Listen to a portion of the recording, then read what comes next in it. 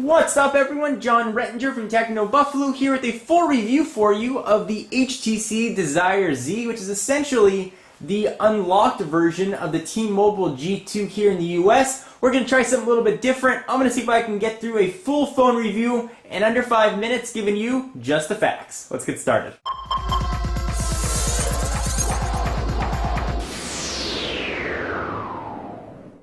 I always start out my phone reviews with phone quality. This guy pulls in a very strong signal, although if you're in the US and you're on AT&T like I was, you're only going to get Edge service. But it did pull down a very strong Edge service. 20 call test, I only had one dropped call. Reception was very strong. Speakerphone quality, very loud. And the fidelity of voice calls was really solid.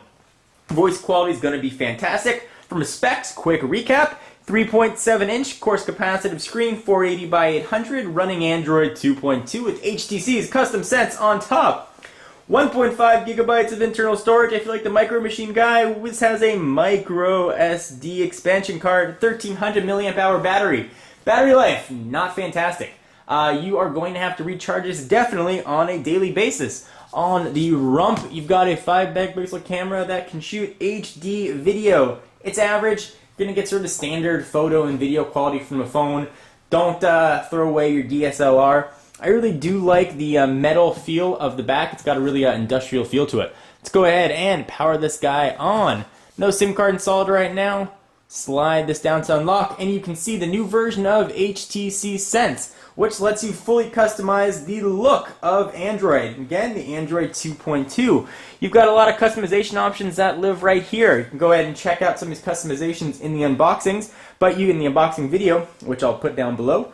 You've got scenes, wallpaper, and skins. At this point, I should mention that the folks at clove.co.uk hooked me up with this review device. Links to them are also going to be down below. You can customize the way this phone looks. One of the big points of this phone, which one of the things that I love the most about it, is its full slide-out QWERTY keyboard, which, if you go ahead and slide out, is probably one of the best keyboards that I've used. It's spacious, there's a lot of room, you have some customizable keys, spacebar is really nice and big. One of the things that I didn't like, which I thought I was going to, is the slide-out mechanism, which is kind of neat, but it wasn't as spring-loaded as I would have liked, so oftentimes I found it sort of getting stuck right in the middle right there, so you have to really make sure you push it all the way out. If you don't mind, this is going to work really well. And there you've got the landscape orientation of the phone.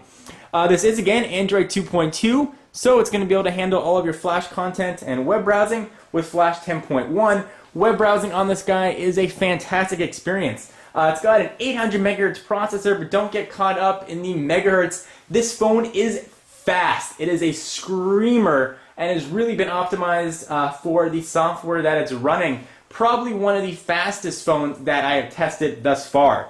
You can see even with Flash content running, pinch to zoom, and everything just works really well.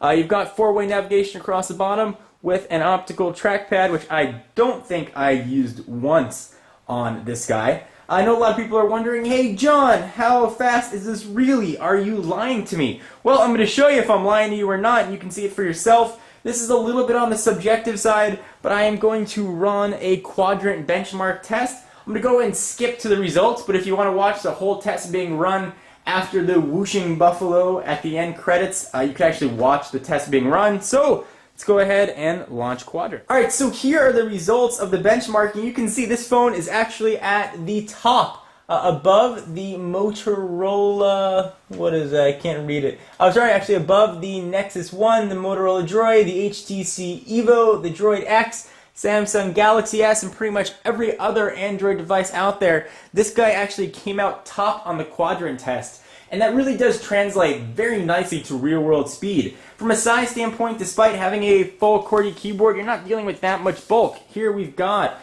an Xperia X10. If you go ahead and look at this side by side, there's not a giant difference. So what's the moral here with this phone? I would happily use this as my everyday phone if I were you. However, I cannot because my primary carrier is AT&T and I'm not going to be able to get 3G speeds. However, if I could get 3G speeds, or if there was a variant that let me do so, I would definitely use this phone. So if you are a T-Mobile customer, this is going to be one you have to look at. Anyway, guys, if I got to give it a 1 to 5 stars, this thing earns a really, really, really solid 4.95 stars. Really, the only small deduction being for that keyboard sliding mechanism, which I just didn't like. This phone is a great choice for the Android lover in you. I'll see you in the next video. Bye-bye.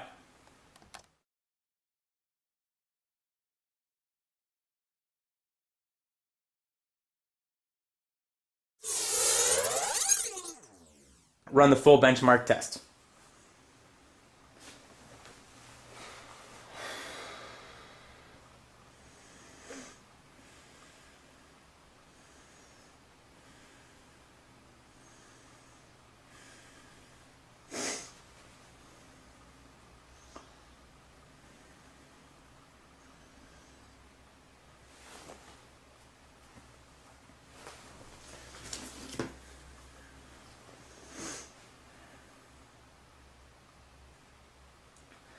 Ooh, 3D flashing.